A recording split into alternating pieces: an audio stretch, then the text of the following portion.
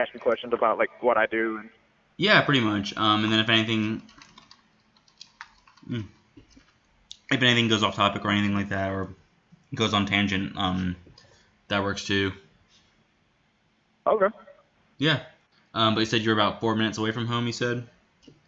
Yeah, like 4 shouldn't be much longer than 4, man. I mean, I'm over here off North Druid Hills, and if you know anything, if you know where that is, you can kind of I do. My understand it. dad Like, actually lives over by the not apartments, but the condominiums near the Target by there. oh yeah. And it gets a little wild over here sometimes, but it looks like Yeah, I've looks driven like down it's there picking before, up. so I completely understand. I was trying to hurry up and get home. I was like, I should be home by 8. I gotcha. Yeah, no worries at all. I understand like how Atlanta traffic can be. How long is the interview thing go for? They usually go for about an hour, a little over, a little under, but like roughly about an hour is the average interview time. Okay. But yeah, no, I'm excited. You're the first bass artist I have on because I've had a lot of rock acts and one rap act, but you're the first bass artist. Oh, nice. Yeah. So it should be That'll be cool. interesting. Yeah. Switch up. So have you been performing in the Atlanta area for long, or because I know you are somewhat recent? um, Dude, actually, really not really that long. I've only actually been playing. I played my first show last December, so it's been like June, July, like a little over, like around 8 months. Oh, okay, Not cool. even. I know you've been around like Georgia and Birmingham and like even Ohio, so I was just curious, like Oh how. yeah. Yeah, that's awesome though. Like just being like formed after 8 months, and then 8 months back in December, and Yeah, just yeah, going it's from crazy. Georgia to Alabama, and then even like a couple of states away to Ohio, Yeah, dude, it's all insane. within the span of like 8 months. I don't even know how to wrap my head around it, honestly, man. It's pretty wild. Yeah. And do you have any I know like you have the tagline for Alien Base as Yeah, your genre. Do you think is that inspired by Atlanta in any way, or is it just more of like a personal touching stone to that? it's just kind of stuff that just kind of comes from my brain, man. I don't know. I'm a strange one. I just got that like I don't know. Feel I don't know. Pretty sure I'm not from this planet. What does that mean specifically? Just like It's your kind of like beliefs or like what you're into doesn't compare to everyone else? I don't know, man. I guess I just got a really different way of thinking than a lot of people. And I don't know. I mean, I guess it's like ever since I was like since I was young, I've always been pretty like creative. So it's kind of like I don't even know. I just feel like in my mind, I don't know. It's just out there, man. It's just out there. Is it like one of those? I feel like it's like one of those like creative like artist things where they really can't compare themselves to anyone else, and they can only do what they can do within their own actual habitat. Just like much like Yeah. filmmakers and artists, painters, and it's existed like throughout time. So you mean like more along the lines of that, so to say? Yeah, pretty much. I mean, just kind of, unique style, just kind of like, I don't know, like I'm kind of getting people to the point like where they're saying that they can, like, have you heard any of my music? Mm-hmm. Yeah, like Yeah. even like it's like one of those things, and I've heard like other bass music too, but like, and I've met with other people who've done like dubstep and dance and house and dance trap. But one of the things that I noticed about your music is that it is extremely like atmospheric in a way, where Yeah. if you read your genre tagline as alien based and you close your eyes, you feel like you're in that whole world of UFOs and the mystery Nice. of it all. Is that what you're trying to like create with it, or is it just That's what I'm going for, man. Yeah, dude. I just yeah? want you to like kind of just like that trippy space sound. What's your creative process like when you try to make that that trippy space alien music? Oh man, I don't know. That's really hard to answer because like it's just kind of like just just kind of like hear it in my head and just kind of like try to recreate that sound. Like I sit down with an idea of maybe it can be something I've heard from like I don't know, man. It could be something I've maybe heard from like a movie or something. I don't know, man. Anything, just anything. Oh, sorry. Give me just 1 second, man. I'm sorry. You're fine.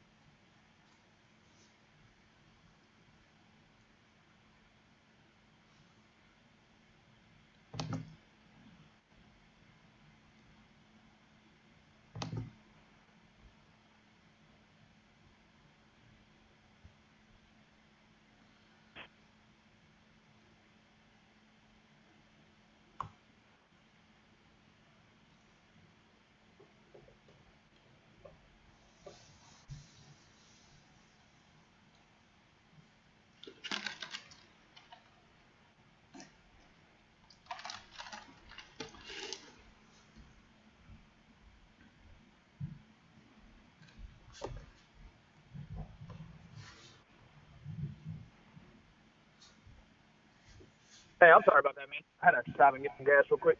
Oh no, you're fine. Yeah, no, I it's think it's this is the pump the first gas. time I've actually done the podcast in a while, just because I've been so busy. But it automatically starts going at a certain time, so I think it's actually kind of funny that like this whole conversation, like it seems so it's really natural and naturally happening as of now. Oh yeah, man, for sure. Yeah, no, like it works out perfectly. So like, um, but yeah, but yeah, I Oh, guess is like this the the whole. interview right here? Oh, go ahead. Is this the interview right here, or do I need to get on my computer? So. Oh no, you're fine. As long as you're like on the as long as the phone's like on and everything, that's perfectly fine. If you have to hang up for any reason, I can just call you right back and put you back on. So I'm Oh, trying to, okay, okay. yeah. So it's hopefully pretty easy for you, as possible. Oh, whatever works for you too, man. I mean, honestly, I'm just I can go home and hop on a computer if I need to. I'm like 2 minutes away, if that. Okay. About to pull in the neighborhood right now. Okay. Yeah, but I think we can just do phone for now, because it just works out perfectly. Yeah, You for don't have sure. to, you don't have to worry about a computer at all. Okay. Yeah, whatever works for you, man. Yeah. Um, and also, one of the things too with your music is that it's more of it has a huge fan base, and within that fan base, there's a huge collective of people gathering and appreciating other bass artists' music. And does this ever differ for people that see you perform live in Georgia versus Alabama or Ohio, or is it kind of all integrated in the same way as a fan base, where they all connect in the same way? Yeah.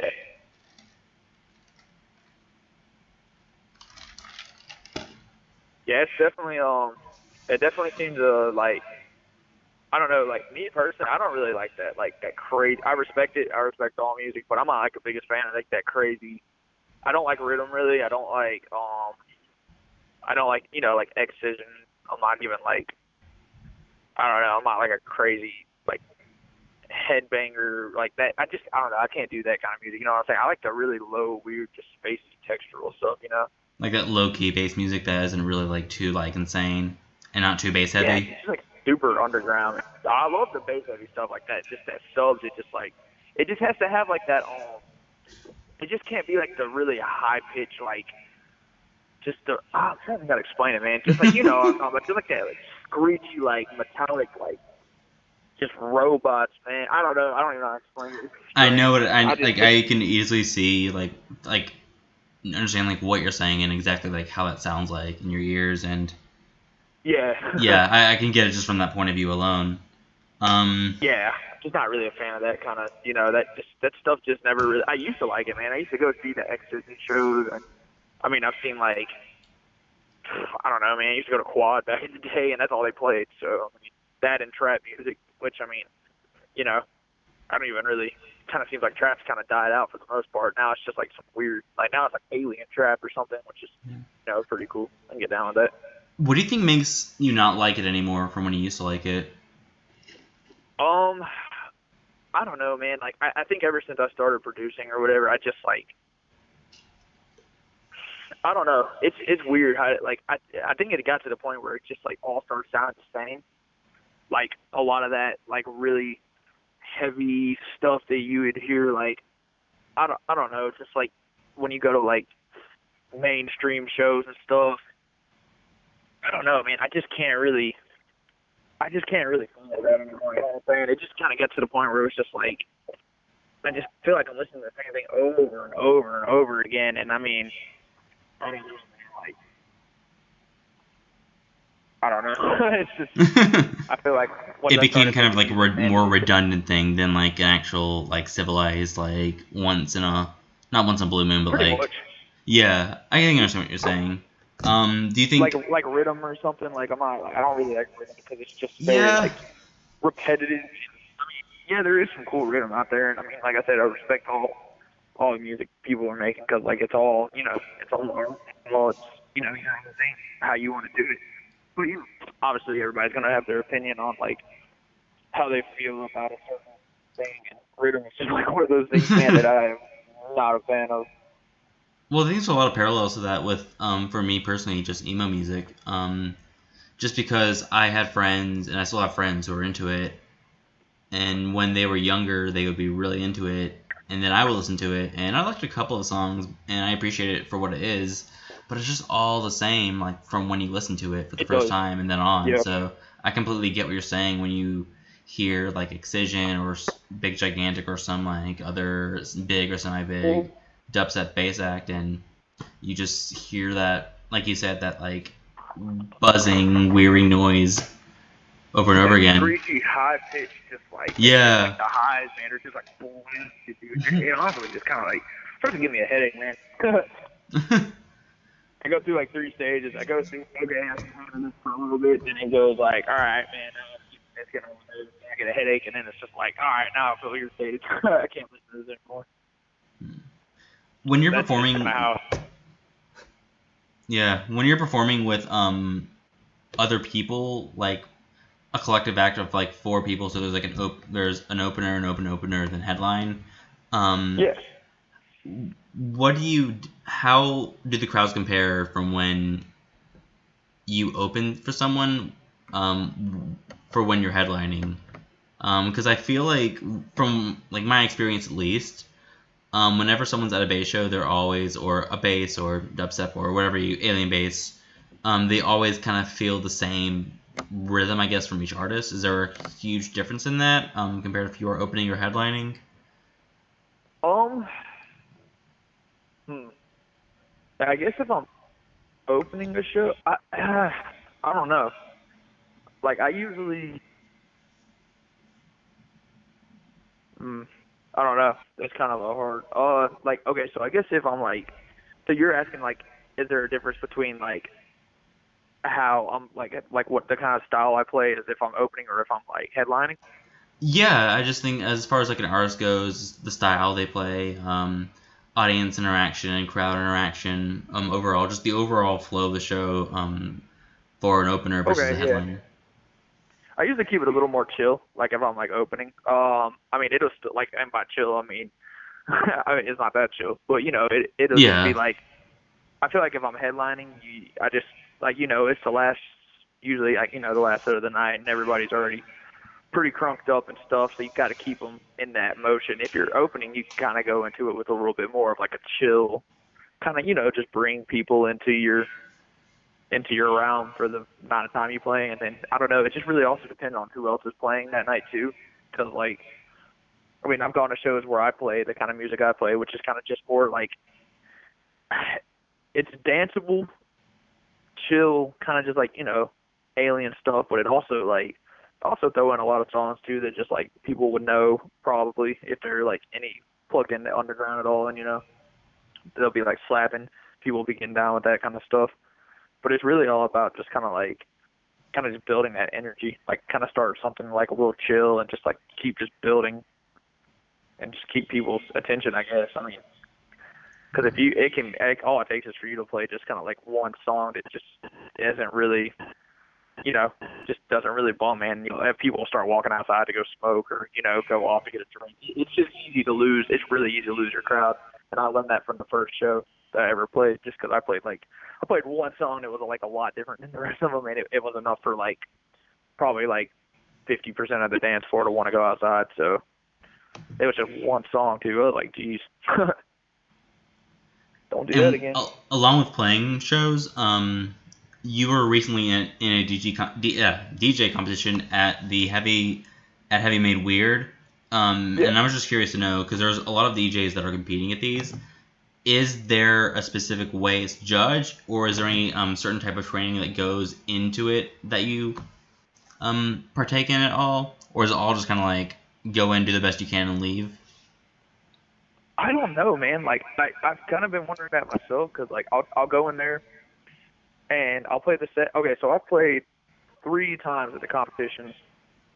The first time I played, came in second. The second time I played, I won, and then for the finals, I came in second again. I think, or Nice. me and somebody else tied for second, something like that. So I don't really know. Like I have no idea, man. I really don't know like who's keeping the score of the points or how that works. I don't really don't know. I think it may be about like there might be like a technical score, then there might be like a like an overall like mixing score, and then maybe like a couple of people just like, and then you get to, at the end you do get to circle anybody besides yourself who was your favorite. So Yeah, I just was wondering about that because one of the things is that it's like how many factors go into it. Like, does it matter with crowd reaction? Does it matter with the likability of the choice of bass? Does it, yeah, like all these things that go into it. I'm just like wondering, is there like one narrow specific thing they would judge over anything else, or is it just like you said, like you don't really know the answer to it, but it just depends on like what place you get. It's just something that was just kind of interesting to me when I was looking more up into you. yeah, man, I'm not 100% sure on that.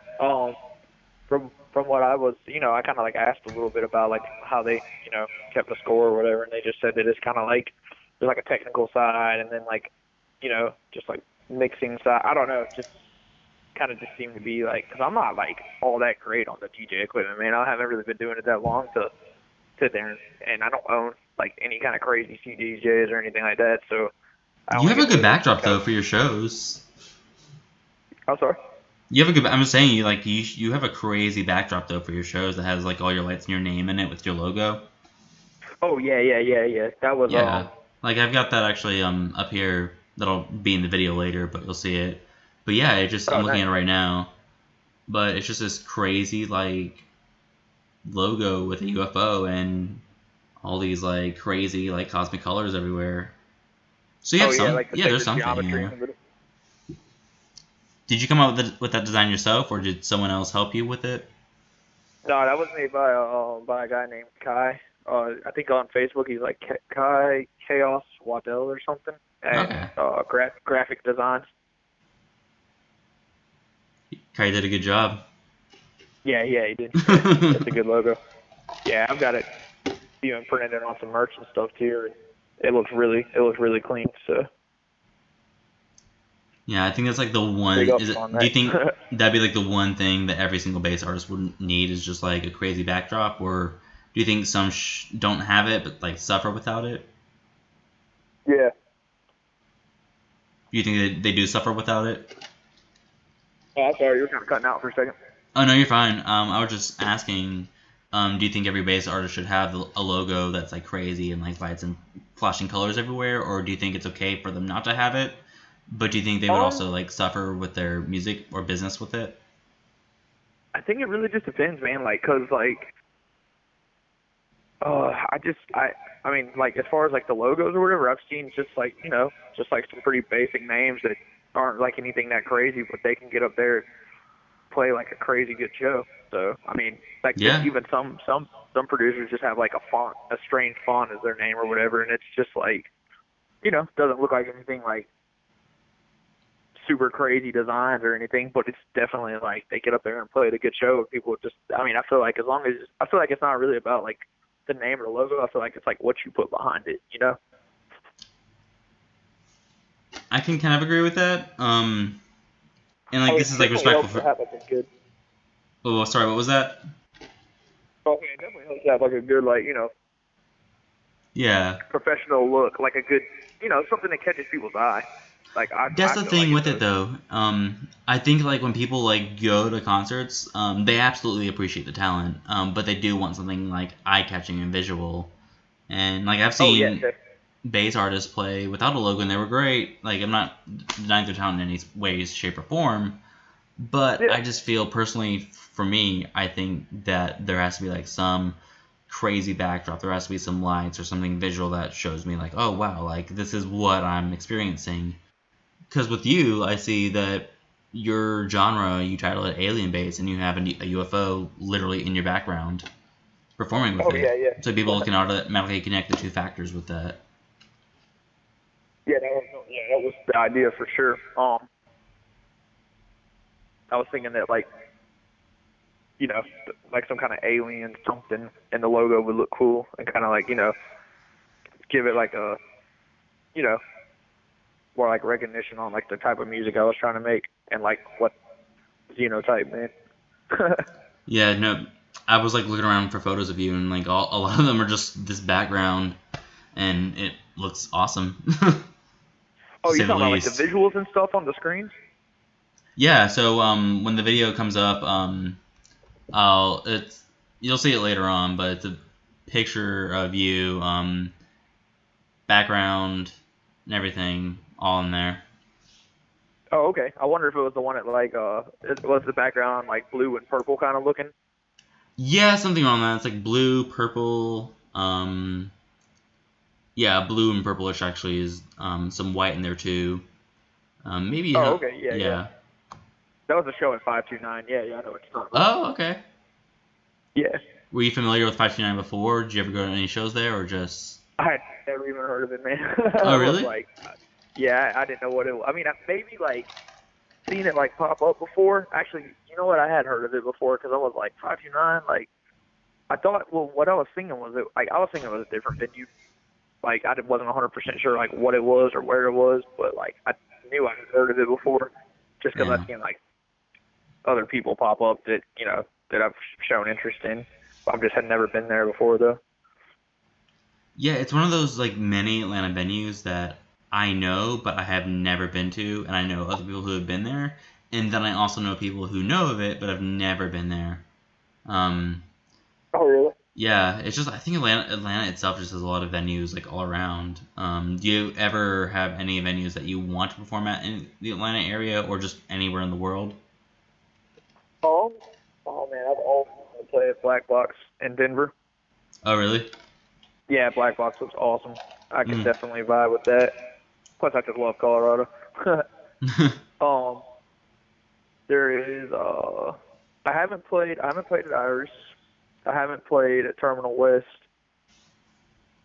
Um, Terminal West would be really cool. I really like Terminal West too. It's a good vibe. I would definitely like to play there. I was supposed to play at a new venue that was actually run by the people that did Terminal West, 0 Mile, in Savannah this weekend, but got canceled because of that hurricane Yeah. nonsense. You know that Six Flags is actually doing a thing where they're giving all the evacuees like free admission to the park. Oh, really? Yeah, which I'm wondering how that works because do they have to Wait, they're putting it in prove a they're park? from Florida or Alabama or somewhere coming in, or can they just say like, yeah, we're evacuating and leave it at that? It's crazy because I got like a lot of buddies and stuff that live over in Savannah. They're not even leaving. They're just like, man, it's just a little rain. Like they always. I mean, it is better to be safe because like I was over in Savannah when Hurricane Matthew hit, and we definitely had to get out of here because like I mean they were talking about like a Category 3 or some shit like that hitting, and I was like, oh man, I gotta get out of here. I've never thought of that like happening in Atlanta, but like every like coastal area, even coastal Georgia, like I could just be. I would always think like, is it gonna happen one day? Is it gonna happen one day? And it happened. I don't know, right? Yeah, I was actually in Destin a couple of weeks ago. I think. Yeah, was it 2 weeks? I think it was like 2 weeks ago. I was in Destin, and the week after, they were like hurricane warning, and I was just thinking, well, left Justin in the right amount of time. Oh, are they evacuating Destin right now too?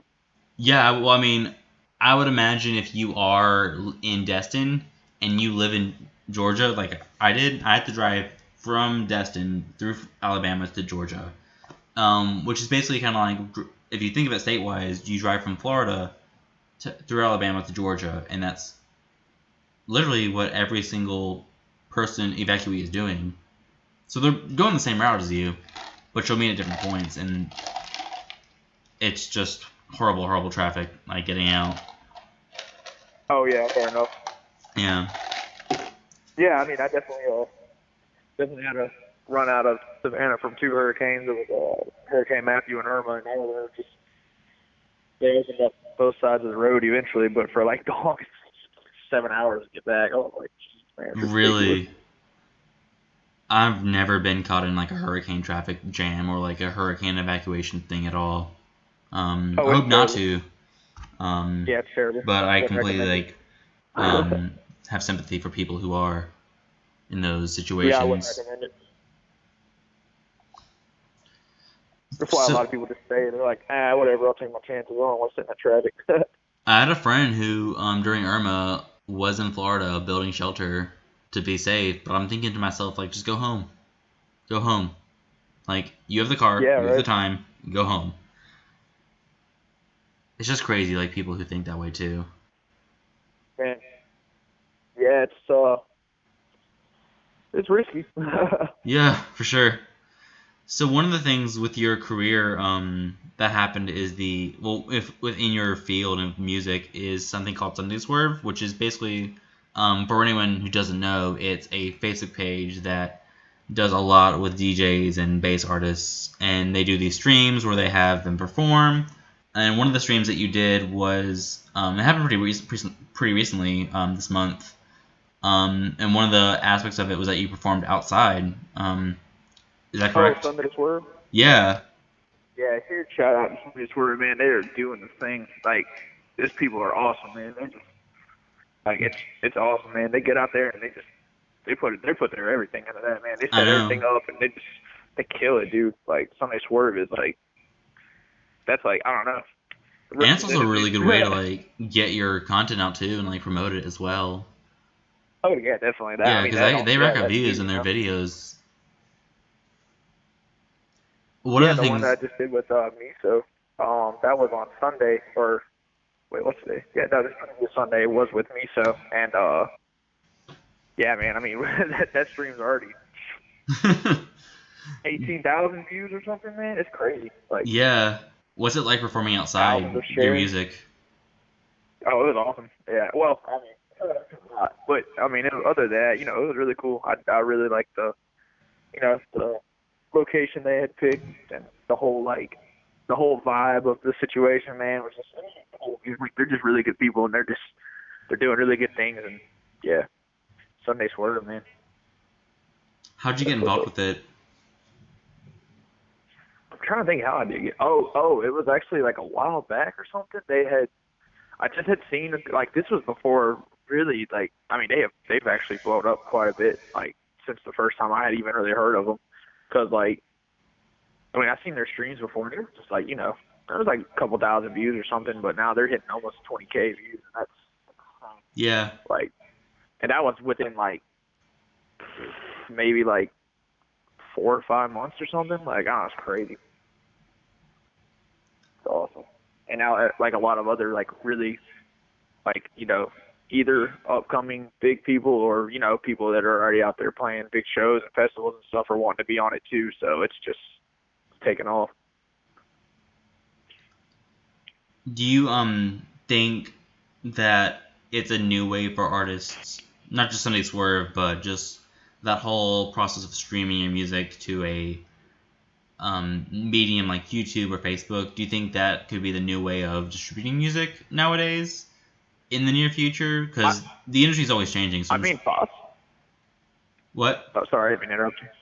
No, you're fine. I was finished talking. I was just basically saying, do you think streaming on Facebook or YouTube or any service like that is the new way of artists distributing music in the near future? Man, I don't know. Like, honestly, like, where everything's like moving so quick and everything's progressing so quick that it's hard to tell. But I'll tell you right now, like, the way they set up their audio and everything, and the amount of people that just get on there and they're just like, man, I turn the Sunday Swerve stream on, I plug it into my speakers, and I jam out for couple hours straight. Like, I mean, people are loving it, and not everybody, has the time to sit there and shows all the time and, be over there and spend money on tickets and stuff. This is just a good way for people that, like, maybe they had to go to work, early the next morning or something, but they can take the time to sit there and pop on, the Sunday Swerve. So, Yeah, it's kind of the thing with Oculus venues. I know has VR concerts. So you literally just put on your Oculus Go, the VR headset, and then you would look whenever a concert would happen that they advertise or whatever show would happen. You would just log into the VR thing free and just like watch it in VR. So it's just like I just think that medium is gonna shift into this like new technological phase within, I would predict 15 years, maybe even less, more, but somewhere around that ballpark. Yeah, man. It'll be like all Sunday, you have to leave your house anymore. Because Sunday Swerve is basically just like, here's a concert that's 48 minutes or like an hour long from your living room, enjoy for free. And they're already like you said, they're racking up views from like a couple of thousand to like 20K. Oh yeah, it's definitely it definitely is a really good reach out there for sure. I think it's awesome, like, I don't know, they're just good people, man. They're not in it for like any kind of like, they're not in it for any kind of money or, I think they just really, it's just all about like, they really just want to, they really just want to like, help out just people. They just want to, I don't know, they just really want to help out the people that are, trying to get their name out there, and everybody's just fun, it's just like a really fun thing. Good vibes, everybody gets along. It's awesome. It's just a like really good thing to like use a platform to distribute someone's music or like leverage someone's career in that way. Oh yeah. Yeah. Those people are, they're awesome, man. Good people. Definitely. Is there a difference though when doing it when you're performing outside versus performing in an inside venue?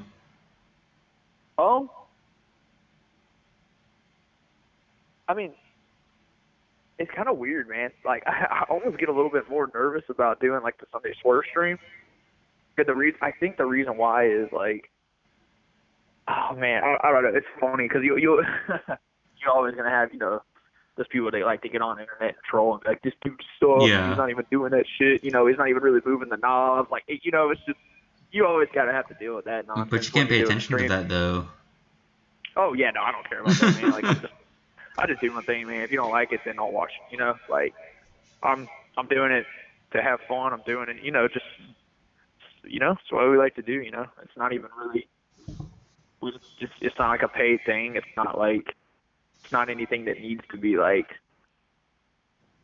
I don't know, just get out there and have fun. And, people are just going to get on there and you know how they are. They're just going to, it's just like any other kind of thing. You get on Xbox, you sit there and play games. People sit there and talk smack the whole time.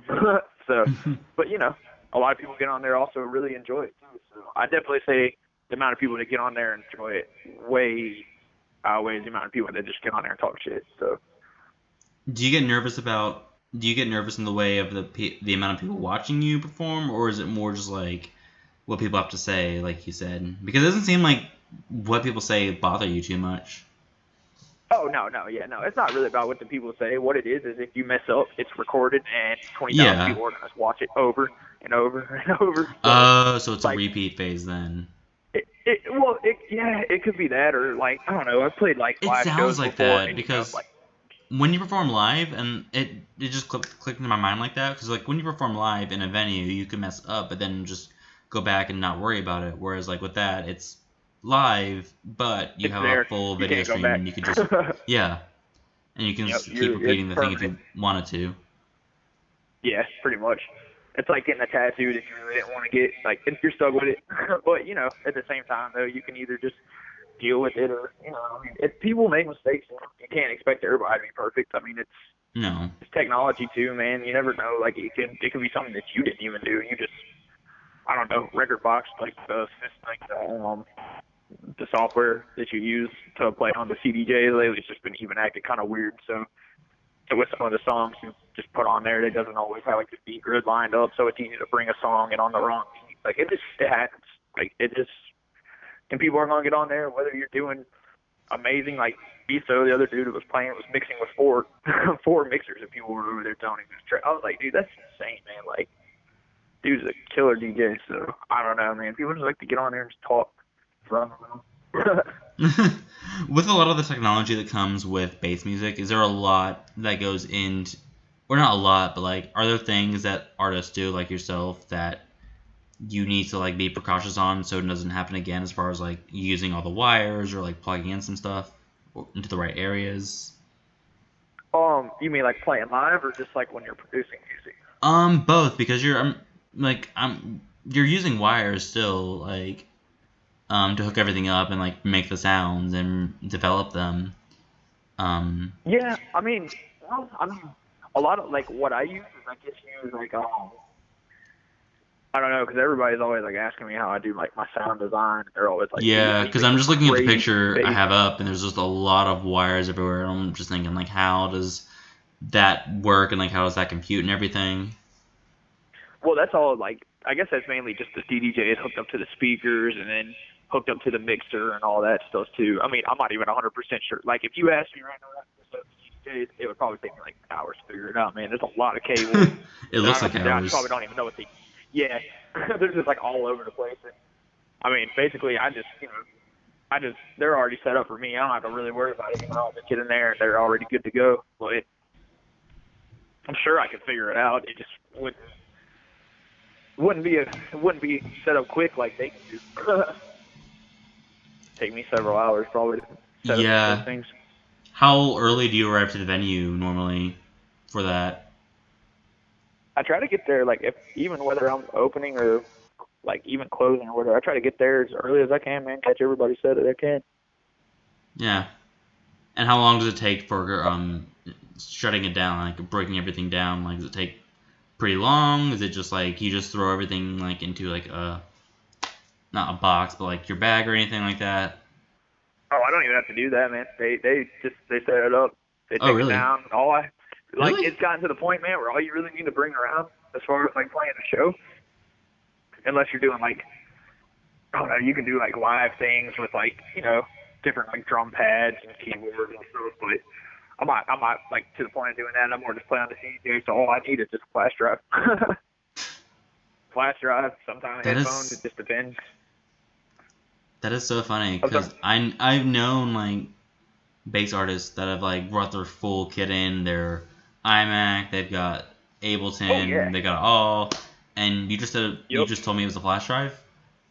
yeah. I just use a flash drive now. I used to do that. I used to carry around this Newmark 4 track, my I'm just MacBook, laptop, the charger for both cables, I'm just and just looking play through the computer.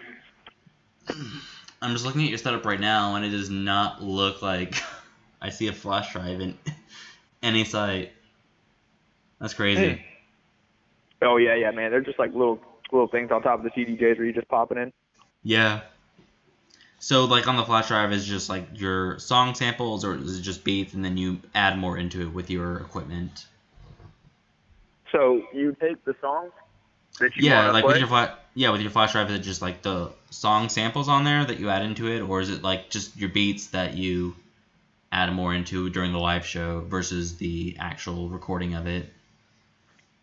So say I'm getting up there and I'm playing like say I'm playing a set or something and I want to make I don't know, say I have like a song that has like maybe some kind of like lyrics, whether it's like a hip hop song or whatever kind of song, and it's got some lyrics. And then I have another song that I could play that's like kind of in the same key, but I can kind of turn down the highs on it or something and mix that song and the song with lyrics together to make them sound good. You just got to kind of like, it's a lot of playing around with trying to figure out what sounds good together. Like, I mean, it's not, um, it's not near as technical or like complex as actually producing a song. Like sitting there in Ableton or something, and like when I make music, that's way, way, way, way, way more difficult than like DJing some tracks together. But that's my opinion. but No, I mean but that makes I'll perfect make my sense. music and throw it on the flash drive and then go play it out. That's my favorite thing to do. Is just like hear what I'm producing I like to hear how it's going to sound on like big club speakers because that's a lot of fun. And then getting a crowd reaction. With your crowd reaction as well, what's the best and worst crowd reaction you've gotten throughout since when you started?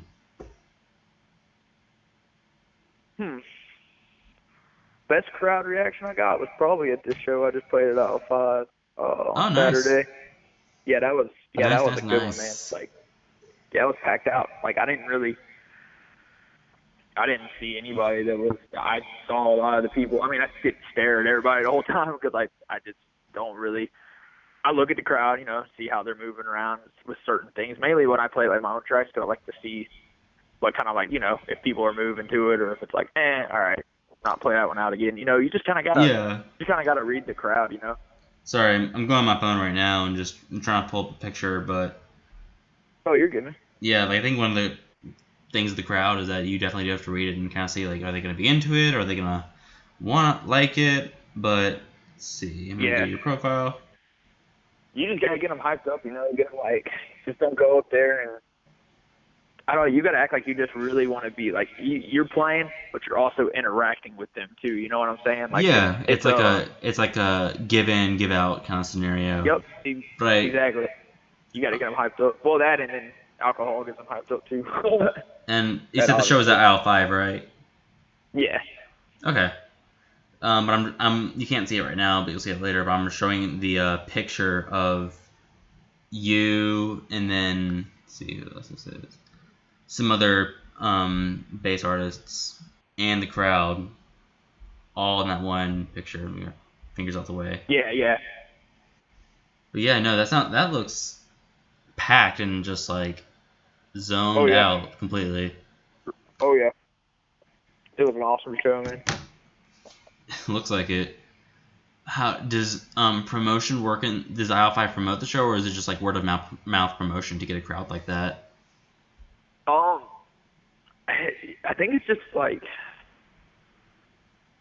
yeah. I mean, there was definitely a good bit of promotion on it for sure. Aisle 5 definitely promotes. Native Groove promoted. Spicy Boys. Just a couple different labels and things like that. Kind of hyped it up. It's just all like. So right now it's blowing up, and he's got a lot of people watching him. And I don't think he's ever played in Atlanta before, not that I know of. So. Oh really?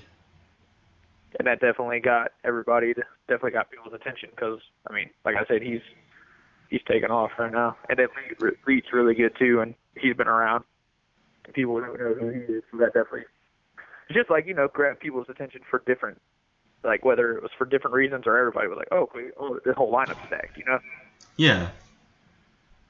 No, I think it's like one of those things though. It's like where I think in the same way with like music being distributed, I think fan distribution is like a big thing now because I think years ago, I think people would just gravitate into like what they would specifically like by band, but now I think people gravitate towards the genre in a way, and they don't. And they think about the artist, but like they specifically gravitate towards the genre and then explore the genre, and then they specifically more gravitate into what artists they like within that one genre. And I think that's really what drives the audience in all these shows that keep happening and popping up. Oh yeah, definitely. Definitely. Do you what made you want to get started with in-bass music, and did you have any doubts when you were doing it at first? Oh yeah, man. It sounds like a loaded question or a loaded answer I might get.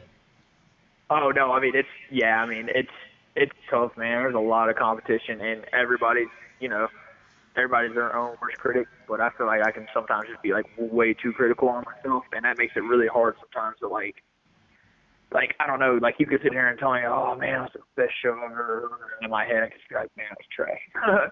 But I would never say that. To you, I mean, I'm so glad. I'm so grateful to hear people say that they enjoyed it and had a good time, man. But I feel like I need to stop beating myself up too much, which is, it's a it's a blessing and a curse. It's good because you'll push yourself, and I feel like it'll in the long run make you do better. But it's also like not good because you just constantly live in this like little realm of, man, I'm not good enough for I'm not on par with these other people that are just, blowing up or killing it or what. I don't know. It's weird. I know it's all like mental nonsense, but Do you it's all feel in your head. that? So do you feel like what you put in by beating yourself up over it, is it worth it in the end? By the reward, like the fruits of your labor, I guess, or do you think it'd be Um, more easy and more feasible for you to not beat yourself up over it and just make good music that you want to make and that you think is good, yeah, regardless of yeah. what Well, other I people definitely think? haven't. Yeah, yeah. No, I know what you're saying. Well, I definitely haven't really been beating myself up as much lately, just because it kind of seems like I don't know. I mean, I feel like I'm getting better or like more comfortable with like what I'm doing and stuff. I mean, obviously, like the first couple shows I ever played were it's terrifying. I mean, you're getting up there in front of people, trying to. It's like it's kind of like that little I don't know how to explain it. It's kind of like that period of time and trying to decide if this is going to be your career or not. If you get up there and people are just like, I don't know, if you just get up there and people are just like, oh man, yeah, whatever, just like everybody else, it's just like, well, if you're just like everybody else, you either gotta push that to something else, man, or you gotta do something. Because I mean, if you're just like everybody else, what makes you stand out from that? Yeah, you could also get And a it's giant purple and blue screen to make it stand out too. yeah, It's pretty much, man. Yeah. I mean, you just definitely an gotta eye have like catcher. that. You know what? It's definitely an eye catcher. Like just like, and that's what I'm saying. Going back to it, like just saying things like that, your visuals and just what people look and gravitate and look into definitely Oh makes yeah. people others stand out in the crowd. But I Oh think there are yeah, a lot yeah. of The like visuals are accomplished like awesome. bass artists now who don't really use as many visuals and it's just more solely on the music because they built themselves up onto that repertoire in a way too. Yeah. It's just like kind of interesting like to see the history of bass music in a way too, because you could look at it from not even I guess early beginnings with like, not that I know if they were the first ones, but Kraftwerk in Europe, and then it would go to Daft Punk in, I think, Denmark. They're Yeah. Right. from Denmark. Am I right on that? They're from Denmark, if you know. I think so. Yeah. Yeah, and then it just like explodes into the U.S. in so many different forms. Do you and did as before you were Xenotype, were you more um wanting to go into this industry as this alien based artist, or or did you explore like different themes and genres before like finally settling on this? Um. Ooh, that's a good question. Okay, so like, I guess I get like, all right, so I've been like producing music. Okay, so I used to have like Logic or whatever on like an old MacBook. It like barely even ran though. It was like so slow, and I would like just sit on there and play around with like silly sounds and stuff. But it would never really be like making any kind of music that was like worth anything or that anybody was ever gonna hear. It was just more something because like I was bored trying to, you know, it was pastime kind of thing. You know what I'm talking about? So um. But I feel like any kind of sound I was ever making was just always like this kind of just like weird, spacey kind of, kind of trippy sounds or whatever. And then it just kind of like turned into one of these things where I was actually at I think what made me decide that I wanted to like do the whole like create Xenotype and everything. I mean this was before I even knew the name. Like it was really hard to come up with the name. Like that was probably just as hard as anything else, man. But What it made it was really crazy hard? because it's just like, man, just trying to come up with any kind of like name that I don't know. It's just hard, man. I don't know how to explain it. You just Is gotta it? like I think I you know want what it you're to going fit. for. Like, is it more like you're trying to like come up with a name that fits the mood or atmosphere of the music you're making. Exactly. Yes. Okay. Without it already being taken. Like, which is, I mean, there's so many people with names of whatever and stuff. Cause like when I created like Xenotype or whatever, I was like the only person on SoundCloud named Xenotype, and then like maybe like a couple months later, there's a couple more Xenotypes on there now. But I don't think that was because they copied me. I think it was just It just I kind don't of know. happened I as it actually don't know what was. it was. I guess.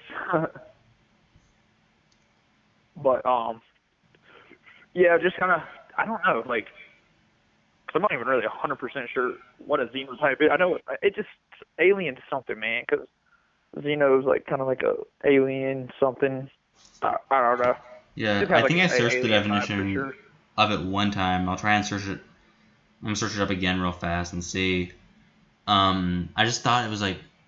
I feel like it sounds alienish. It sounds like very distant, very Exactly. like not of this. Like you said in the beginning, not of, like you said, you're not of this world. Let me see. Pretty much. Xenotype definition. uh, Yeah, it says a class or group of related xenotopes. Let me see. Um,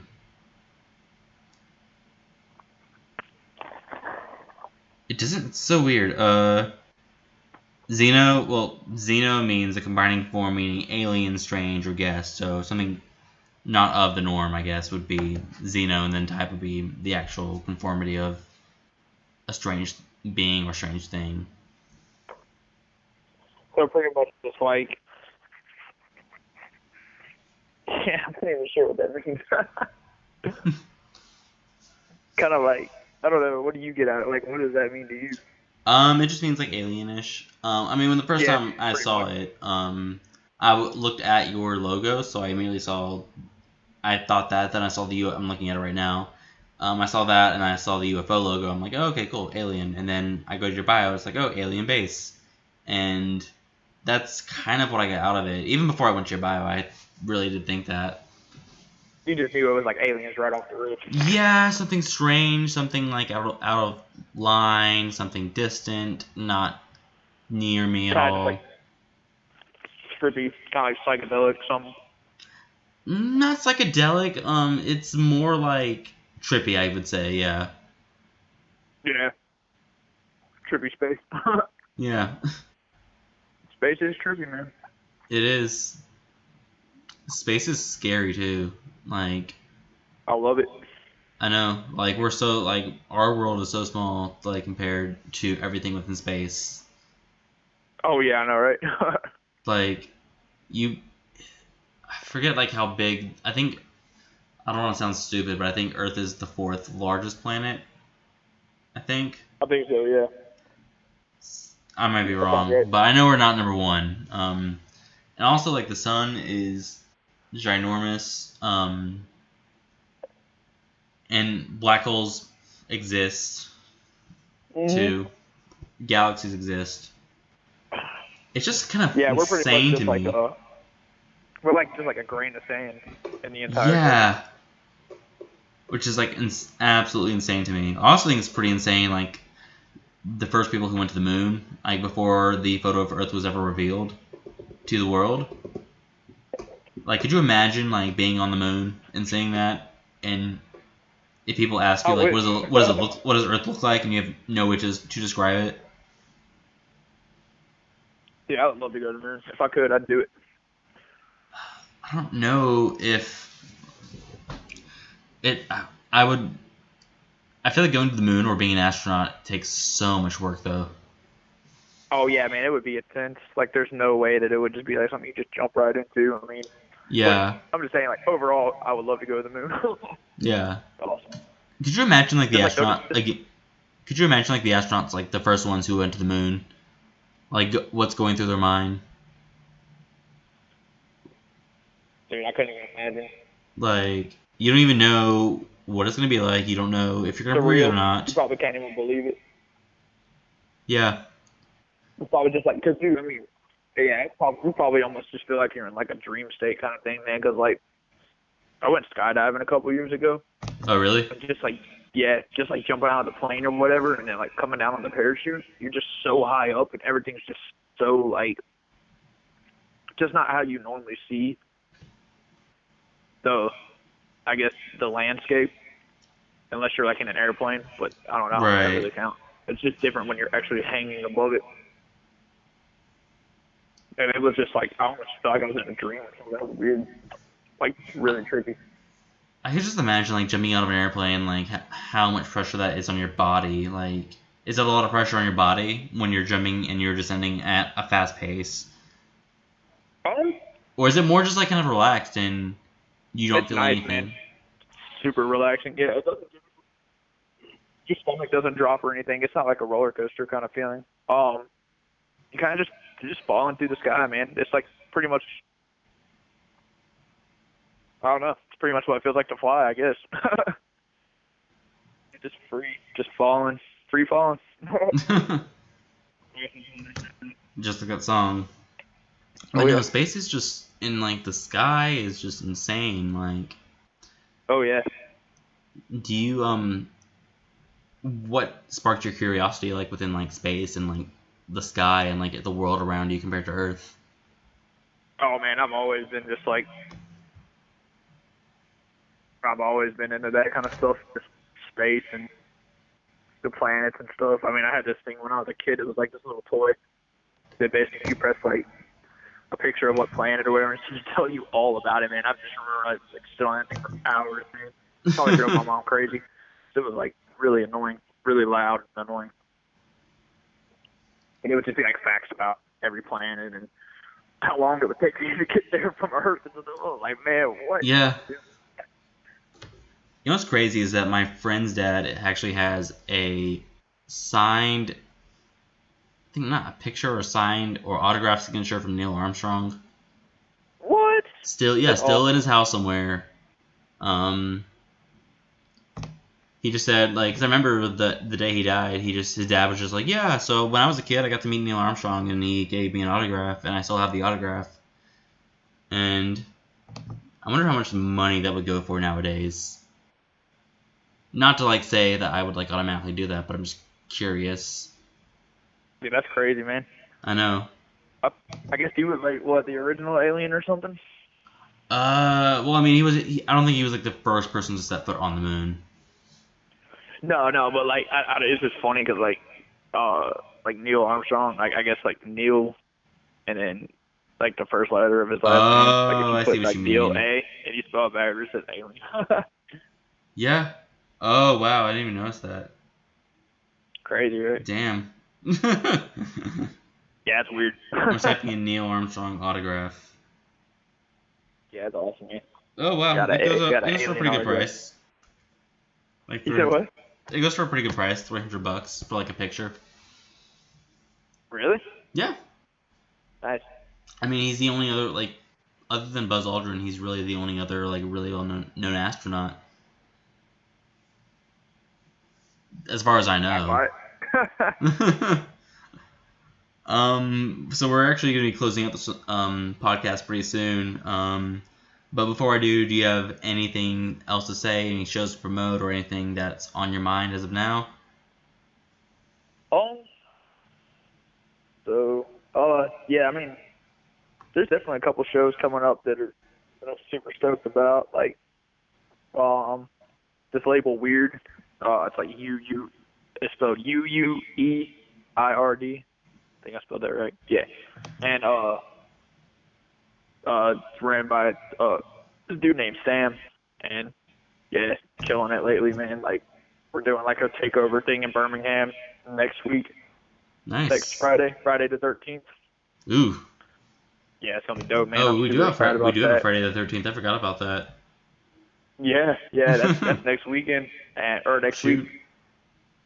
next Friday, and then Awesome. yeah, it's gonna be cool, man. It's gonna be throwing down with a couple of the producers that released with that label, Patrick Bandy and Shift Mojo, and trying to remember the other ones. I have to look at the roster thing. I feel like I'm missing something. Let's see. Give me one.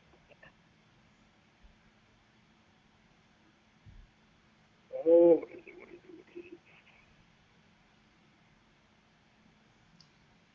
I think it's. Oh, here we go. Oh, and then yeah, and then the dude that runs the label too, he's playing also. So, but yeah,